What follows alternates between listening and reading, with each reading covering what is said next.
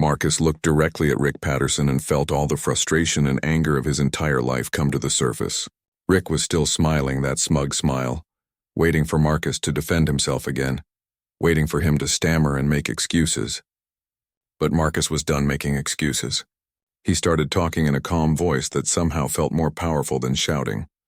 He told Rick that he wanted to talk about the American dream since Rick had brought it up. He said his mother had cleaned office buildings at the Detroit Science Center for 20 years. She worked nights mostly, mopping floors and emptying trash cans and scrubbing toilets. Marcus used to go with her sometimes when he was a kid because she could not afford a babysitter.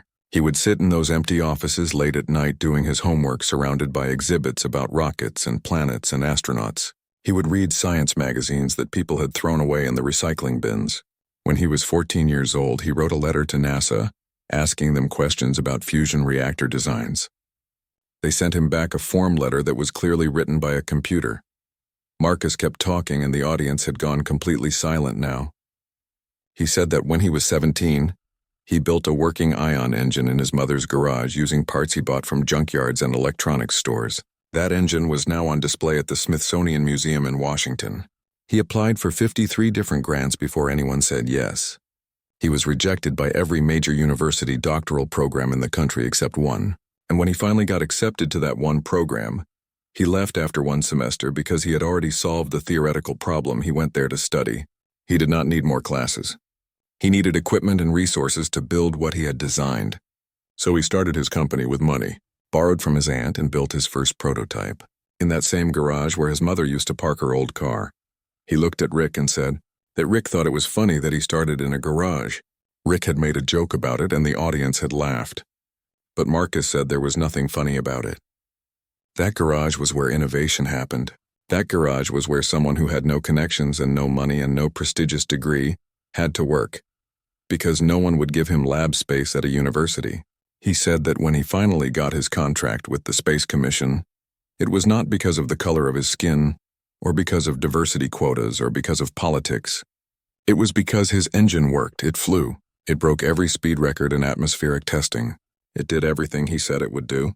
And when they launched their ship next spring, it would take human beings to another star system in 3 weeks instead of the 300 years it would take using any other technology. Marcus stood up from his chair even though the interview was not over. He said that Rick was not the first person to question whether he belonged in rooms like this. People had been asking him that question his whole life. Teachers had questioned it. Professors had questioned it. Business partners and investors and government officials had questioned it. Everyone wanted to know if he had really earned his place at the table, or if someone had just given it to him to make themselves feel good. But Marcus said the difference between him and people like Rick was simple. He did not need to tear other people down to prove he belonged. His work spoke for itself. The audience started clapping before he finished talking. Some people stood up. The applause got louder and louder until it filled the whole studio. Rick tried to interrupt, but Marcus was not finished. He said that Rick could make all the jokes he wanted. Rick could question his credentials and suggest he was a fraud, and imply that he had stolen other people's ideas. But none of that would change the facts. The quantum displacement drive existed. It worked. And in 6 months, when the ship launched and traveled faster than light to another star system, Rick and everyone else who doubted him would have to accept reality. Marcus unclipped the microphone from his jacket and set it on Rick's desk. Then he walked off the stage while the audience was still applauding. Rick sat there looking stunned. His smug smile was completely gone. He tried to say something to the camera, but his words came out wrong. The show cut to a commercial break early. Marcus walked backstage and found Kelly, the producer, standing there with her hand over her mouth. She looked shocked, but also like she might be trying not to smile. She told Marcus that in 15 years of working on this show, she had never seen anyone handle Rick Patterson like that. Marcus did not feel triumphant, though. He felt exhausted and angry and worried. He went back to the waiting room and got his jacket and briefcase. His phone was buzzing with text messages. His sister Nicole had sent him about 20 messages saying she was proud of him and that Rick was a jerk. His chief engineer Carlos had texted saying the whole team at the facility in Nevada had watched the show and they were all cheering. But Marcus felt a knot in his stomach. He knew what he had just done. He had challenged Rick Patterson on national television in front of millions of people. He had made it personal, and now the pressure on him to succeed was 10 times greater than before. The car ride back to his hotel took 40 minutes through New York traffic. Marcus stared out the window at the city lights and thought about what would happen next. The interview would be all over the internet within hours. People would take sides. Some would support him, and some would say he was arrogant or defensive. Rick Patterson had millions of fans who believed everything he said. They would come after Marcus on social media and in comment sections and in think pieces. And if anything went wrong with the launch, if the engine failed or the ship crashed or the mission had to be scrubbed for any reason, everyone would remember this interview. They would say Rick had been right all along. They would say Marcus was all talk and no substance. The success of Stellar Dynamics did not just depend on good engineering anymore. It depended on perfect execution of an incredibly difficult mission that had never been attempted before. When Marcus got back to his hotel room, he turned on his laptop and watched the interview clip that someone had already posted online. It had been viewed 12 million times in 2 hours. The comment section was a war zone. He closed the laptop and lay down on the bed, staring at the ceiling. He thought about his team back in Nevada working around the clock to prepare for the launch. He thought about his mother who had sacrificed everything to give him opportunities. He thought about all the people who had believed in him when no one else would. He could not let them down. He would not let them down. Marcus Webb sat quietly in the small waiting room backstage at the National Broadcasting Network studio in New York City. His hands were sweating a little as he adjusted his blue tie for what felt like the 10th time in the last 5 minutes. The room smelled like coffee and old carpet, and the fluorescent lights buzzed softly overhead. He could hear the muffled sound of applause from the studio audience just beyond the heavy doors. Tonight was supposed to be his big moment, the night when he would tell 40 million Americans about his company and the incredible breakthrough his team had achieved. Stellar Dynamics, the company he had built from nothing in a garage in Detroit, had just won a massive contract with the United Earth Space Commission. They were going to build the first engine that could travel faster than light. It sounded like science fiction, but Marcus knew it was real because he had spent 7 years of his life making it real. A woman with a clipboard and a nervous smile poked her head through the doorway. Her name tag said Kelly, and she worked as a producer for the show. She told Marcus that he would be going on stage in just 3 minutes. She also told him something that made his stomach tighten. She said that Rick Patterson could be very tough on his guests sometimes. She said Marcus should try to stay calm no matter what happened out there. Marcus nodded and thanked her, but the warning in her eyes stayed with him. Rick Patterson was the most famous late-night talk show host in America. His show was called Tonight with Patterson, and everyone watched it.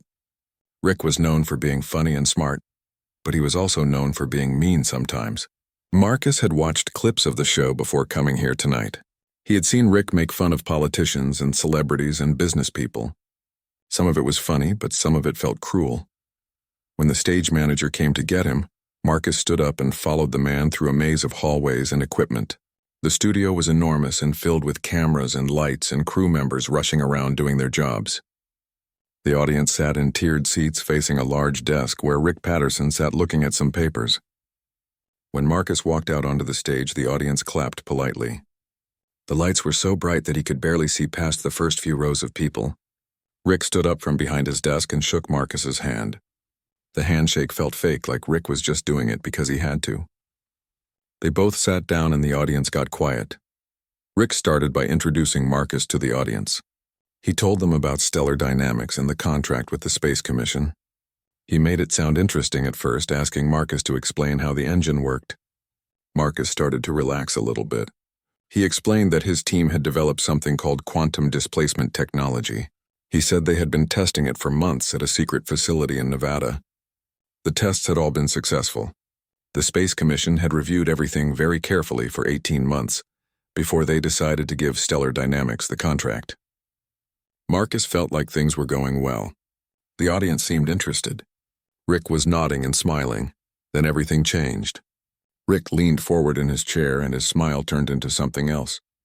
He said he found it very interesting that Marcus had never published any scientific papers in major journals.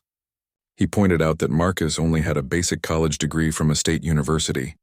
He said that lots of scientists with much better education and much more experience had been trying to solve this problem for decades. Those scientists had won Nobel Prizes and worked at famous universities. But somehow Marcus Webb, a guy who started his company in his mother's garage, claimed he had figured it out. Rick asked Marcus what he thought about that. The way he asked the question made it sound like he thought Marcus was lying or stupid or both. Marcus felt his face get hot, but he kept his voice steady. He said that he was not asking anyone to just believe him. He said the data proved everything. The Space Commission had spent a year and a half checking all the research before they approved the contract. Rick pulled out a tablet computer and started reading from it. He said he had found some quotes from a scientist named Dr. Leonard Hayes, who worked at a famous university. Dr. Hayes had called Marcus's work scientifically impossible. Dr. Hayes suggested that the Space Commission had given Marcus the contract for political reasons instead of scientific reasons. Rick asked Marcus what he thought about that. The audience laughed at the way Rick asked it. Marcus knew what Rick was really saying. Dr. Hayes had wanted the contract for himself. Hayes had been angry when Stellar Dynamics won instead of his team. Marcus explained this to Rick and to the audience.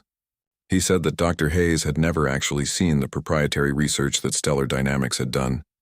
Hayes was criticizing something he had never examined. Marcus said that when they launched their ship next spring, the results would prove everything. Rick interrupted him before he could finish. Rick said if they launched at all. The audience laughed again. Marcus felt anger building in his chest, but he forced himself to stay calm. Rick kept pushing. He said that a lot of people were wondering if this whole thing was about affirmative action in space programs. He said Marcus seemed to check certain boxes that made him attractive to government agencies that worried about diversity. He suggested that real scientists with real credentials were being pushed aside so that people like Marcus could get contracts they did not deserve. Some people in the audience clapped. Other people booed. Marcus felt like he was being attacked from all sides. His hands gripped the arms of his chair. Rick pulled up an image on the big screen behind them. It showed a diagram of the engine Marcus had designed. Rick said his researchers had found that a team of scientists in Germany had published something very similar 3 years ago. He suggested that maybe Marcus had stolen their ideas. Marcus felt something snap inside him. He had spent his whole life dealing with people who assumed he did not belong, who questioned whether he had earned what he achieved, who looked at him and saw someone who must have cheated or gotten lucky or been given special treatment. He had answered these questions 1,000 times. He was tired of answering them, but he was not going to let Rick Patterson make him look like a fraud on national television in front of 40 million people. So Marcus took a deep breath and decided it was time to fight back. The interview went viral overnight. By the time Marcus woke up the next morning, the video had been viewed more than 80 million times across every social media platform. People were arguing about it everywhere. On the news channels, panels of experts debated whether Marcus had been brave or defensive. On social media, hashtags supporting Marcus and hashtags attacking him were both trending at the same time. Some people praised him for standing up to Rick Patterson's obvious bias. Other people said Marcus had acted unprofessional and arrogant. The whole country seemed to have an opinion about what had happened on that stage. Marcus tried to ignore most of it. He flew back to Nevada the next day and drove straight to the Stellar Dynamics facility in the desert. The facility was a collection of large buildings surrounded by security fences and guard stations. This was where his team worked on the most advanced spacecraft ever built. When he arrived, he found that someone had put up a huge banner in the main hangar that said, "Prove them wrong." The entire engineering team gave him a standing ovation when he walked in. Carlos Rivera, his chief engineer, pulled him aside and showed him something on a tablet computer. The diagnostic results from their latest test firing of the quantum displacement drive. Every single measurement was perfect. The engine was ready, but Marcus felt the weight of what came next pressing down on him. It was not enough anymore to just build a good engine and hope it worked. Now the whole world was watching. Now he had made promises on national television. Now he had bet everything on being right. Carlos seemed to sense what Marcus was thinking. He told Marcus not to worry so much. He said the team had run the numbers 1,000 times. The science was solid. The engineering was sound. They were going to make history. Over the next few weeks, things got worse before they got better. A group of senators led by a man named Peter Holbrook from Georgia announced they were opening an investigation into how the Space Commission awarded contracts. They said they wanted to make sure taxpayer money was being spent responsibly. Everyone knew what that really meant. They were investigating Marcus and Stellar Dynamics. They wanted to find something wrong, some mistake or irregularity they could use to cancel the contract. Senator Holbrook gave interviews saying that the American people deserve transparency. He said that when the government spent $5 billion, someone needed to verify that the money was going to the right place. Marcus had to hire lawyers. His legal counsel was a man named Gregory Lane, who had experience dealing with congressional investigations. Gregory explained that the senators had the power to delay or even cancel the launch if they found any problems.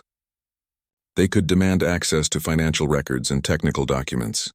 They could call Marcus to testify in front of committees. They could drag the whole process out for months or years until Stellar Dynamics ran out of money and collapsed.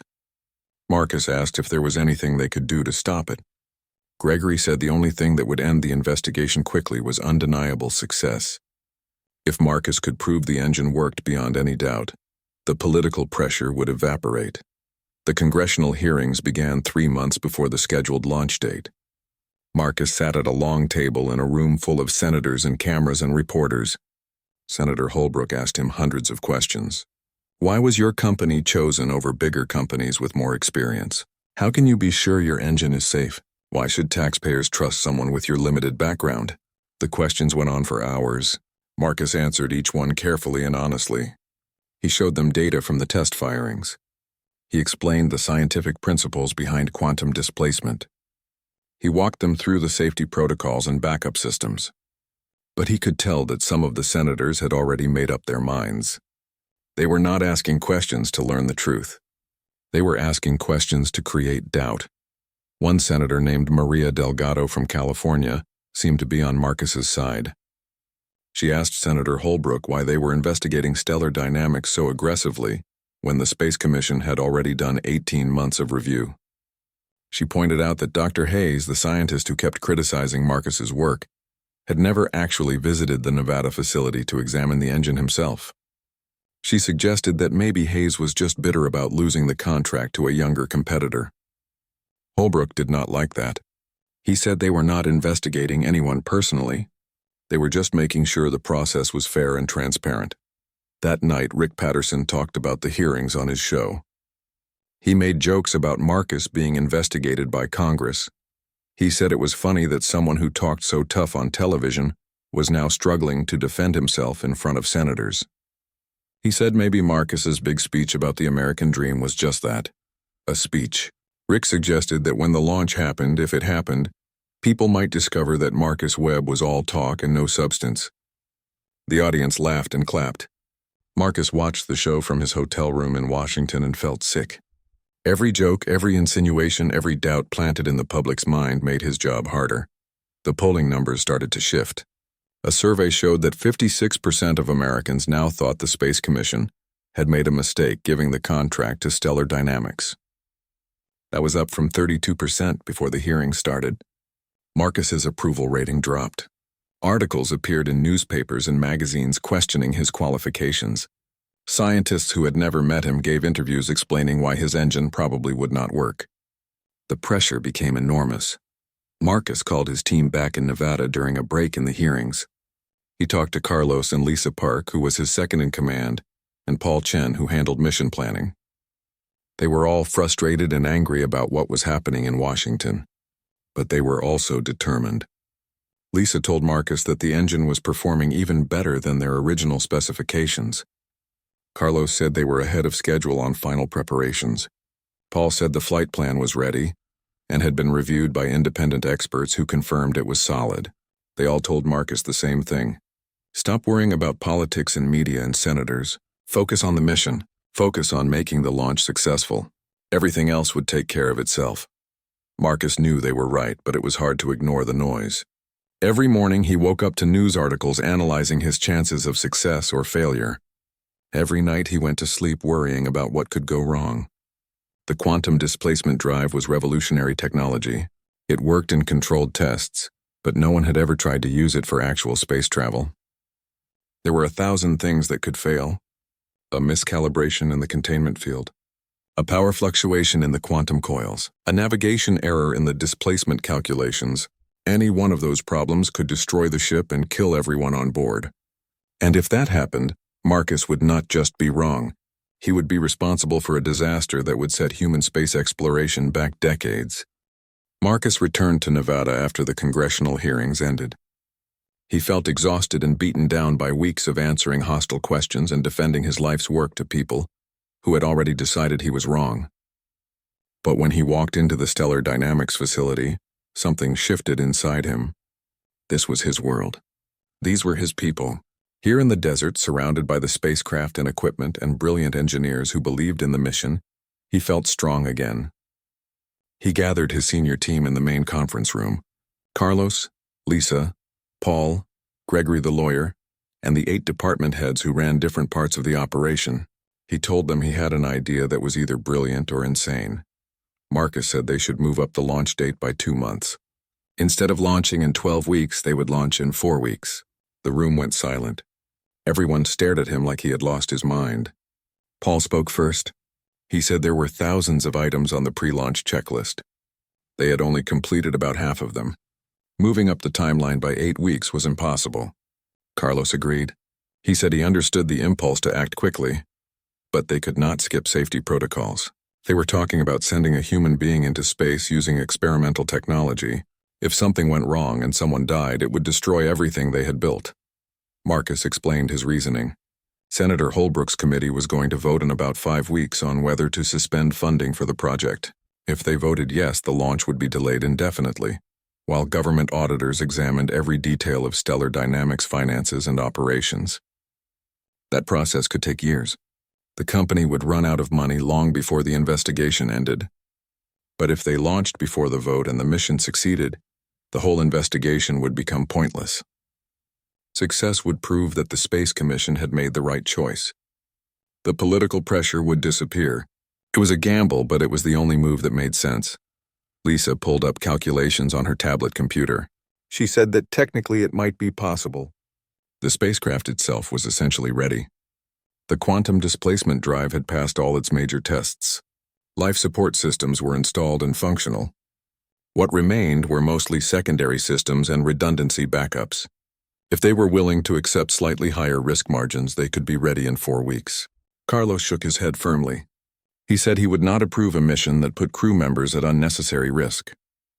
That was not negotiable. Marcus looked around the table at his team. Then he told them something that shocked everyone in the room. He said the crew would be just him, a solo mission. No one else would be at risk. If something went wrong, only he would pay the price. The room erupted with objections. Lisa said a solo mission to another star system was suicide. Space missions needed at least 3 crew members for redundancy. What if Marcus got sick or injured? What if a critical system failed and needed manual repairs? What if the stress of faster-than-light travel affected his brain or body in ways they had not predicted? A solo mission eliminated all the safety margins they had carefully built into the plan. Marcus had answers ready. He said a solo mission would be lighter and faster. It would require less life support capacity and reduce the mass of the spacecraft. That would actually improve the performance of the quantum displacement drive. And more importantly, it would remove the ethical problem of risking other people's lives. If he wanted to bet his own life on his own invention, that was his choice to make. No one else had to take that risk. Gregory the lawyer said this was a legal nightmare. If Marcus died on the mission, the company would face massive lawsuits. The families of investors and employees would claim negligence. The government would almost certainly cancel any future contracts. Marcus said he would sign every waiver Gregory could write. He would take full legal responsibility for the decision. He would record video statements absolving the company and his team of any blame. He would make it crystal clear that this was his choice and his alone. The argument continued for 3 hours. People raised concerns and Marcus addressed them one by one. Finally, he asked for a vote. 8 people voted yes. 2 voted no. 1 person abstained. It was not unanimous, but it was enough.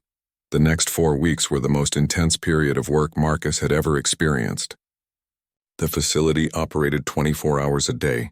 Engineers worked triple shifts. People slept in the break rooms on cots and folding chairs.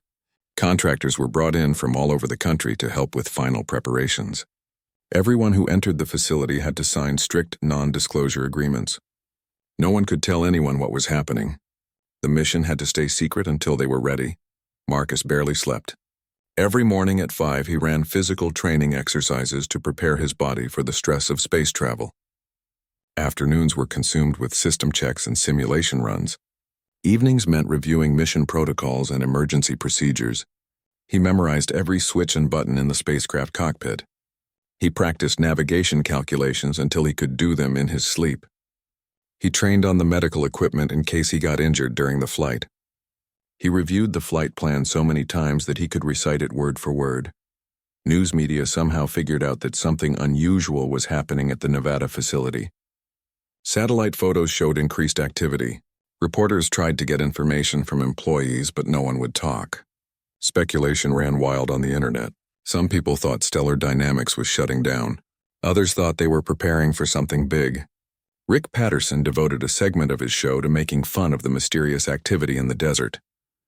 He joked that maybe Marcus was packing up to return all the money he had wasted. Maybe he was building an even bigger garage. The audience laughed. Senator Holbrook accelerated his timeline for the vote. His office announced that the committee would vote on suspending Stellar Dynamics funding in just 3 weeks. The statement said they had serious concerns about technical feasibility and financial management.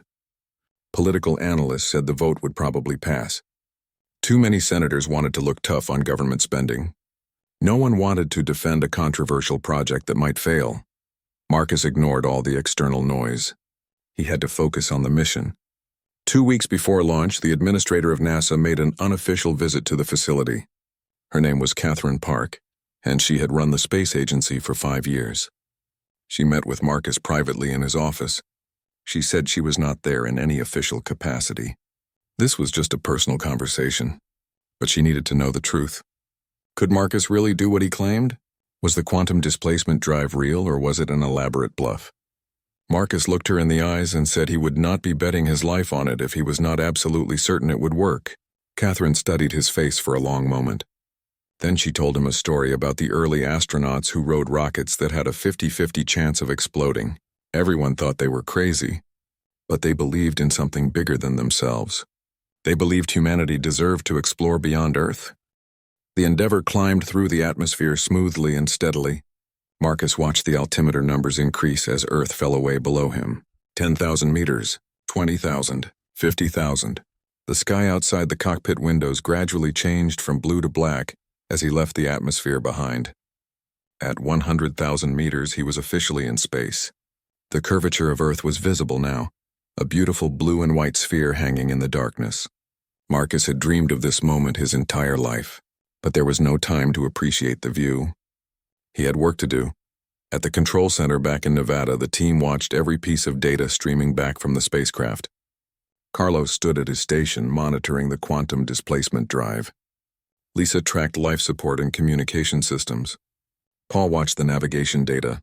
Every screen showed green status indicators. Everything was working perfectly. The room was tense and quiet. No one spoke except to relay technical information. They all knew what was coming next.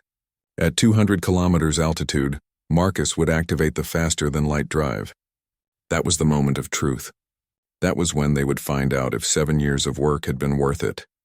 Marcus reached the designated altitude and began the activation sequence for the quantum displacement drive. His hands moved across the controls following the procedures he had memorized. Power flowed into the displacement coils. The containment field generators spun up to full capacity. The cockpit filled with a strange blue glow as exotic particles began to interact with normal space. Marcus's instruments showed readings that seemed impossible. The laws of physics were bending around the spacecraft. Space itself was warping in ways that should not be possible, but the math said it would work. The tests said it would work. Now it was time to find out if reality agreed. Marcus activated the final sequence. The quantum displacement field expanded around the Endeavour, creating a bubble of altered space. Inside that bubble, the normal rules did not apply. Light could be exceeded. Distance could be compressed. Marcus felt a strange sensation like falling and flying at the same time. His stomach lurched. His vision blurred for a moment. Then the spacecraft lurched forward with acceleration that defied everything humanity knew about physics. The Endeavour vanished from normal space, leaving only a brief flash of radiation where it had been. In the control center, Lisa's screen showed the last data transmission before the jump. She read the numbers out loud to the team. Displacement field stable. Quantum coherence maintained. Velocity increasing exponentially beyond light speed. He did it. Marcus had achieved faster than light travel. The room erupted in cheers and applause. People were hugging each other and crying. Carlos stood at his station with tears running down his face, unable to speak. 7 years of doubt and criticism and setbacks had just been proven wrong in a single moment, but the celebration was brief. Now came 4 days of waiting. The Endeavor was beyond any conventional tracking systems. They could not communicate with Marcus until he reached the destination. For the next 96 hours, they would have no idea if he was alive or dead, successful or lost somewhere in the vast darkness between stars. The team settled in for the longest wait of their lives. They maintained their stations around the clock, monitoring the subspace communication arrays. They ran simulations and reviewed data. They tried to stay busy, but mostly they just waited. Outside the facility, the world was going crazy. News of the launch had broken within minutes. Satellite footage showed the Endeavor's ascent and the strange flash when it disappeared. Scientists and experts appeared on every news channel trying to explain what had happened. Some said it was impossible. Others said it was the greatest achievement in human history. Political leaders from every country released statements. The President of the United States called it a proud moment for humanity. The head of the European Space Agency said this was the beginning of a new era. Religious leaders debated what it meant for humanity to reach the stars. Rick Patterson's show that night was watched by more people than any episode in the show's history. Everyone wanted to hear what Rick would say. He opened the show looking serious and uncomfortable. His usual jokes and smug confidence were gone. He said that Marcus Webb had just done something that would be remembered for hundreds of years. He said that 4 days from now, they would know if the mission succeeded. But regardless of what happened, Marcus had already proven something important.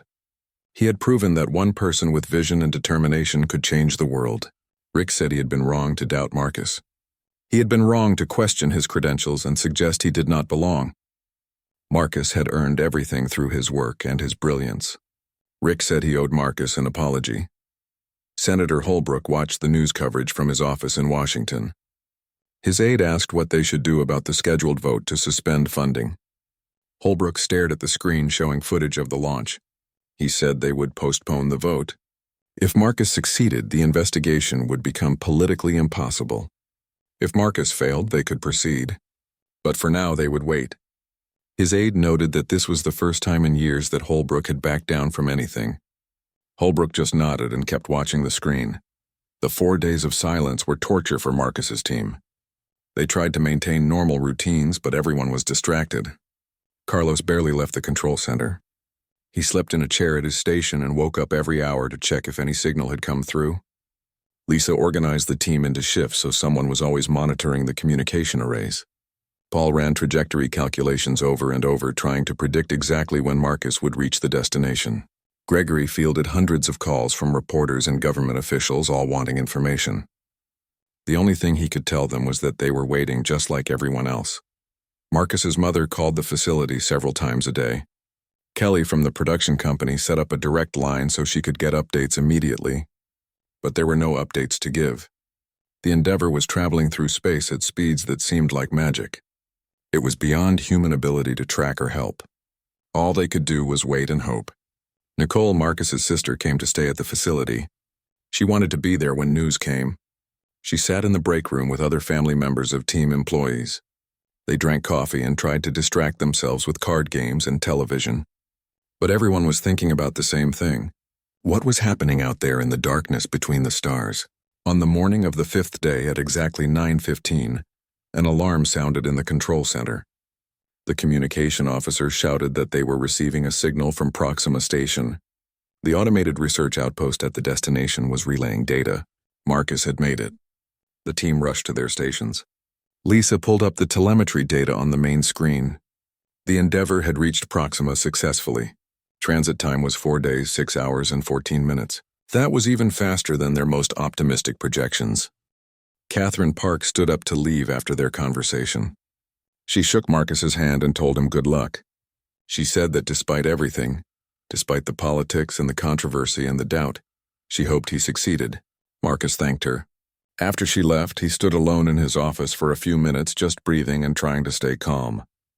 The weight of what he was about to do felt almost crushing. In 1 week, he would climb into that spacecraft and either prove everyone wrong or die trying. There was no middle ground anymore. 1 week before the launch, Marcus called his mother. She answered on the second ring, and he could hear the worry in her voice immediately. She said she had been watching the news and everyone was talking about him doing something dangerous.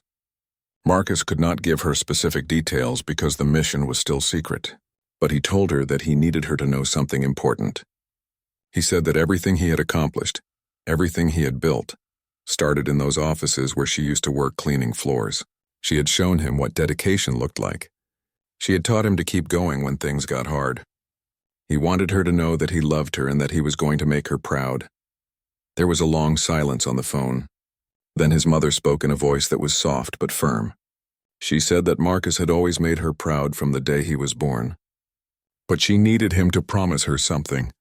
Whatever he was about to do, wherever he was about to go, he had to come home.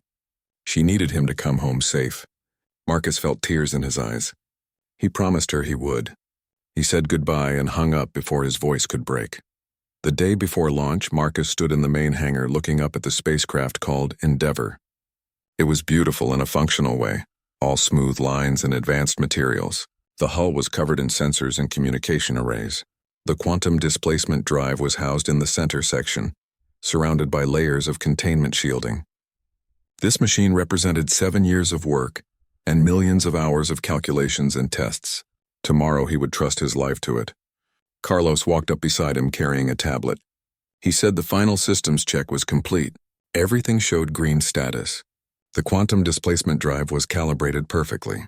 Life support would keep Marcus alive for 30 days, which was more than enough for a 9-day mission. The communication systems were linked to every relay station between Earth and the destination. They would be able to track him the entire way. Marcus asked what would happen if something went wrong with the drive itself. Carlos hesitated before answering. He said that if the drive malfunctioned, one of two things would happen. Either Marcus would drop back into normal space somewhere between Earth and the destination, or the containment field would fail and the ship would be destroyed instantly. There was no middle ground. Marcus asked if Carlos thought something would go wrong. Carlos said no. He said they had built the most advanced spacecraft in human history, and Marcus was the best person to fly it. The risk was not zero, but it was as close to zero as they could make it. That night, Marcus tried to sleep but could not. He lay in bed in his quarters at the facility, staring at the ceiling. He thought about all the ways the mission could fail. He thought about his team working through the night doing last-minute checks. He thought about his mother back in Detroit, probably not sleeping either because she was worried about him. He thought about Rick Patterson and Senator Holbrook and all the people who wanted him to fail. He thought about the millions of people who were counting on him to succeed. Finally, around 3 a.m, he gave up on sleep. He got up and went to the gym and ran on the treadmill until his legs hurt. Launch day arrived with perfect weather. The desert sky was clear and blue without a single cloud. Marcus woke at 4 a.m. even though he had barely slept. He went through his final physical examination. Lisa checked his heart rate and blood pressure and reflexes. Everything was normal. He ate breakfast but could not taste the food. His stomach was too tight with nervousness and anticipation. At 6, he put on the flight suit, a specially designed piece of equipment that would monitor his vital signs and protect him during the faster-than-light transition. The suit felt strange and restrictive, but he knew he would get used to it. At 7, he walked out to the launch pad. The entire team was there to see him off. 200 engineers and technicians and support staff who had worked on this project. They formed 2 lines creating a path to the spacecraft. As Marcus walked between them, people reached out to pat his shoulder or shake his hand. Some people were crying. Carlos pulled him into a brief hug and told him to bring their ship back in one piece. Lisa handed him a small photo of the whole team that he could take with him. Paul gave him a thumbs up and said the trajectory calculations were perfect. Gregory told him all the legal paperwork was filed and he was clear to go. Marcus climbed the stairs to the access hatch feeling like he might throw up from nerves. Inside the cockpit, everything was familiar because he had trained in this exact space hundreds of times. He strapped into the pilot seat and started running through the pre-flight checklist. Every switch, every button, every system had to be verified. His hands moved automatically through the sequence. Outside, he could hear the launch pad clearing as the ground crew moved to safe distance. The communication system crackled to life. Lisa's voice came through his headset saying he was cleared to start the engine sequence. Marcus flipped a series of switches and the quantum displacement drive hummed to life. The sound was unlike anything else, a deep resonance that seemed to vibrate in his bones. For 40 minutes, Marcus worked through hundreds of checks and verifications. Every system came online exactly as designed. The drive was stable. Life support was functioning. Navigation systems were locked and ready. Communications were clear. At 8:30, the launch tower pulled away from the ship. The pad was empty now except for the Endeavour sitting there ready to fly. Marcus could see the desert stretching out in every direction. Somewhere out there beyond the security fence, news helicopters were trying to get close enough to see what was happening. Satellite cameras were probably pointed at this spot right now. Soon the whole world would know. Lisa's voice came through the headset one more time. She said all systems were green and he was cleared for launch. She said Godspeed. Marcus took a deep breath and placed his hands on the controls. This was it. Everything came down to the next 9 days. He activated the primary thrusters and felt the Endeavour lift off the pad. The force of acceleration pressed him back into his seat as the spacecraft climbed into the blue morning sky, leaving Earth behind. The data kept streaming in from Proxima Station. Marcus had successfully docked with the automated outpost. All systems on the Endeavour were functioning normally. The quantum displacement drive showed no signs of damage or degradation. Life support was stable. Marcus himself was alive and healthy. The mission was a complete success. The control center erupted in celebration for the second time. But this time it was even bigger. People were screaming and jumping and crying tears of joy. Years of work and doubt and pressure had just paid off. They had done the impossible. 2 hours after the first signal, a video message arrived from Marcus. The massive delay was due to the signal being routed through multiple relay stations across 4 light-years of distance. The team crowded around the main screen to watch. Marcus's face appeared, looking tired but triumphant. His voice was slightly distorted by the immense distance, but every word was clear. He said that he was pleased to report the Endeavour had performed flawlessly during the journey. They had successfully demonstrated faster-than-light travel using quantum displacement technology. The dream of interstellar exploration was now reality. Marcus paused in the video and his exhausted face broke into a huge smile. He said he wanted everyone watching to understand what this meant. The stars were no longer unreachable. The galaxy was no longer an impossible dream. Humanity had broken the light barrier and their future was limitless. He thanked his team at Stellar Dynamics for believing in the vision. He thanked his family for their support, and then he looked directly into the camera and said something that everyone would remember. He said that to everyone who doubted this was possible, he hoped they were ready to revise their assumptions about what humans could achieve. The video ended with Marcus giving a salute and saying he would see them back on Earth soon.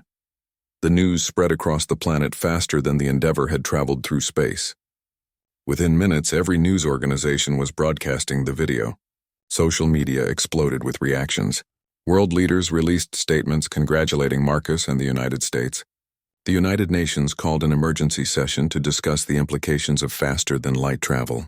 The Space Commission held a press conference announcing they were immediately expanding funding for additional quantum displacement vessels. Stock markets went up as investors realized the economic potential of interstellar travel. It was the biggest news story in human history. Senator Holbrook's office released a brief statement saying the investigation into stellar dynamics was being suspended indefinitely. Political analysts noted this was the fastest congressional reversal anyone could remember. Holbrook himself declined to give interviews. His staff said he had no comment beyond the official statement. The vote to suspend funding was quietly canceled. No one wanted to be on the wrong side of history now. But the response everyone wanted to see came from Rick Patterson. That evening, his show was watched by record numbers. People all over the world tuned in to see what the talk show host would say. Rick opened the show without his usual music or jokes. He stood on the stage alone, looking directly at the camera. His face was serious and his voice was quiet. He said he needed to talk about Marcus Webb. 5 months ago, Rick had Marcus on his show. He had questioned Marcus's credentials and his background and his qualifications. He had made Marcus defend himself in ways that were unfair and inappropriate. Rick had used his platform to spread doubt and skepticism instead of celebrating human achievement. Rick paused and took a visible breath. He said that today Marcus Webb had proven him spectacularly and undeniably wrong. Marcus had accomplished something that would be remembered hundreds of years from now. He had changed the course of human history, and Rick had spent his show trying to tear him down. The studio audience was completely silent. No one knew how to react. Rick continued speaking. He said he owed Marcus Webb an apology. He owed the audience an apology for using the show to spread cynicism instead of hope. He looked into the camera and spoke directly to Marcus, who was 4 light years away at that moment. Rick said he was sorry. He said Marcus had earned everything he received. He deserved every bit of recognition and support, and Rick had been too blind and too caught up in his own biases to see it. Rick's voice got stronger as he continued. He said this was a lesson for himself and for everyone watching. Extraordinary achievement deserves extraordinary respect. Marcus Webb had provided extraordinary evidence. Rick just had not been willing to see it. He admitted he was wrong and Marcus was right. And because Marcus had been brave enough to risk everything on his vision, humanity was now an interstellar species. Rick said that was the truth and nothing he could say would change it. The audience started to applaud slowly at first and then louder. Some people stood up. By the end, the entire studio was on its feet clapping. Marcus's team watched the show from the break room at the Nevada facility.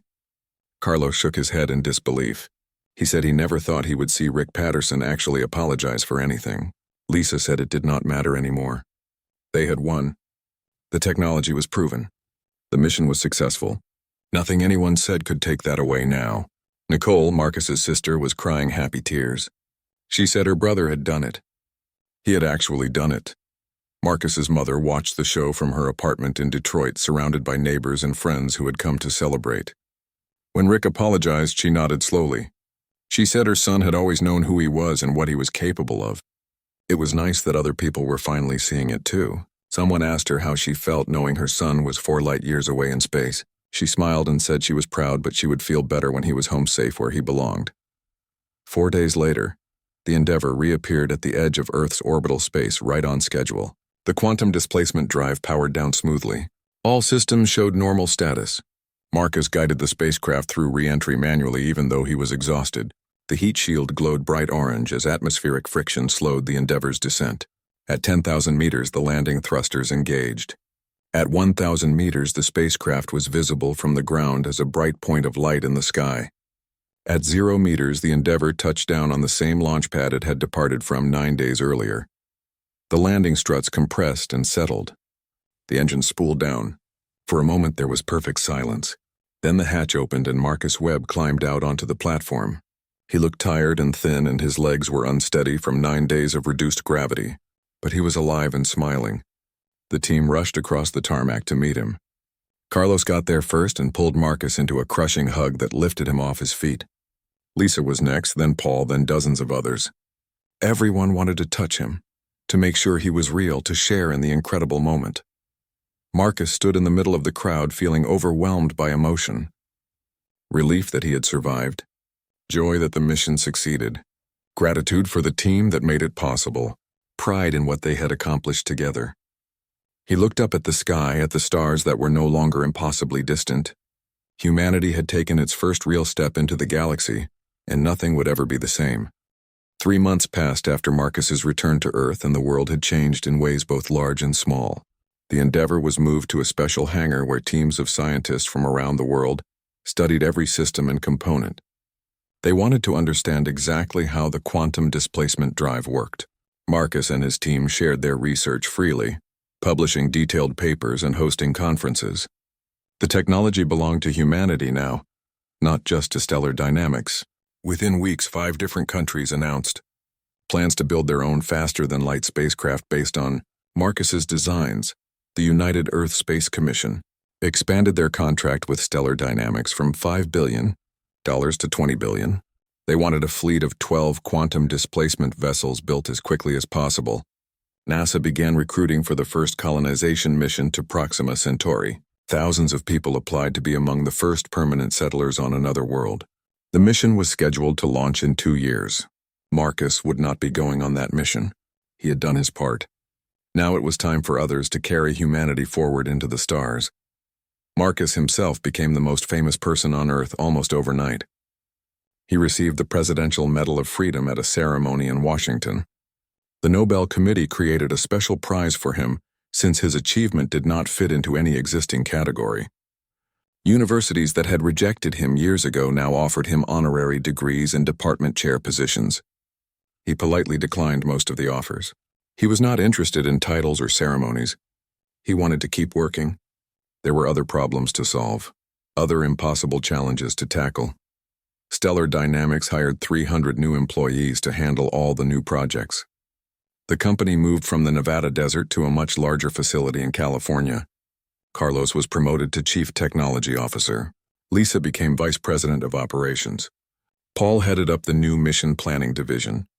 Gregory had his hands full managing all the new contracts and legal agreements. The garage where Marcus had built his first ion engine was purchased by the Smithsonian and turned into a museum exhibit. Visitors could walk through the space where one man with a vision had started a revolution. Marcus's mother retired from her cleaning job.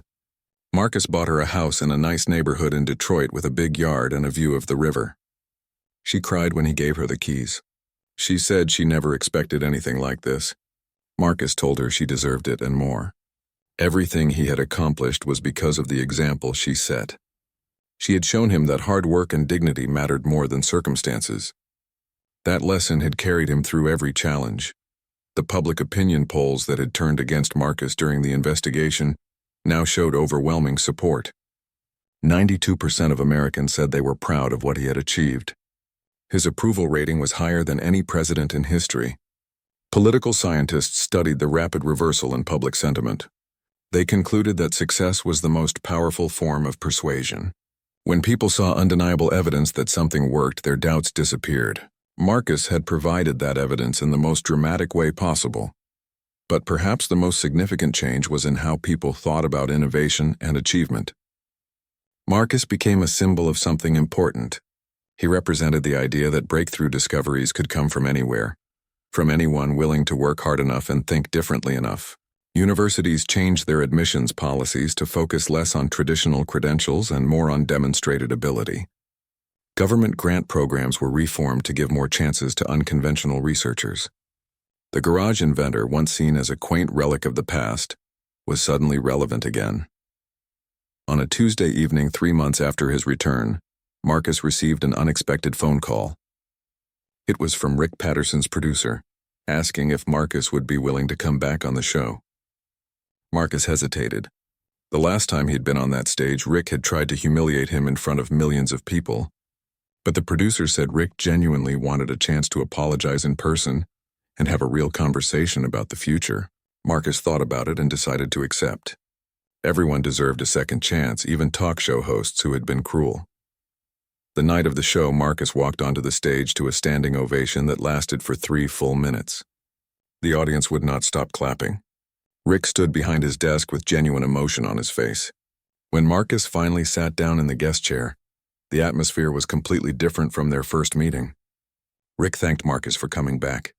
He said he was not sure Marcus would accept the invitation. Marcus said that everyone deserves a second chance and he believed in forgiveness. Rick nodded and started the interview. Instead of hostile questions, he asked thoughtful ones about the future of space exploration. He wanted to know what challenges humanity would face traveling to other star systems. He asked about the possibility of finding alien life. He wondered what Marcus's next project would be. The conversation flowed naturally, like two people genuinely interested in the same topic. Rick was attentive and respectful. He did not make jokes at Marcus's expense. He listened more than he talked. Near the end of the show, Rick brought up their first interview. He said he wanted to address it directly. He apologized again for the way he had treated Marcus. He admitted that he had let his own biases and assumptions cloud his judgment. He had been wrong about Marcus's qualifications. He had been wrong about the motivations behind the Space Commission's decision. He had been wrong about everything. Marcus accepted the apology gracefully. He said he understood why people had doubted him. The claims he made seemed impossible. The technology seemed like science fiction. Skepticism was natural. What mattered was being willing to change your mind when confronted with evidence. Rick asked Marcus what he had learned from the whole experience. Marcus thought for a moment before answering. He said he learned that public opinion was less important than he thought. When he was being attacked in the media and investigated by Congress, it felt overwhelming. But in the end, the only thing that mattered was whether the work was good. The technology either worked or it did not. No amount of positive press could make a bad engine good, and no amount of criticism could make a good engine bad. The universe did not care about politics or media coverage. It only cared about physics and mathematics and whether you did the work correctly. The interview ended with Rick shaking Marcus's hand and saying something that surprised everyone watching. Rick said that Marcus had made him a better person. By refusing to be diminished by doubt and criticism, by staying focused on the work instead of the noise, Marcus had taught Rick an important lesson about integrity and perseverance. Marcus smiled and said that people could build each other up or tear each other down. He was glad Rick chose to build. After the show, Marcus flew back to California. He sat in the first-class seat looking out the window at the lights of cities passing below. He thought about the journey that had brought him here. From a garage in Detroit to the stars and back, from doubt to triumph, from questioning to belonging. The universe was vast and full of mysteries waiting to be solved. Human beings were small and fragile, but their capacity for innovation and determination was limitless. That was the real message of his story. Not that one person could change the world, but that anyone could if they were willing to work hard enough and believe strongly enough. The future belonged to those brave enough to reach for it. Marcus had reached and found that the stars were not so far away after all.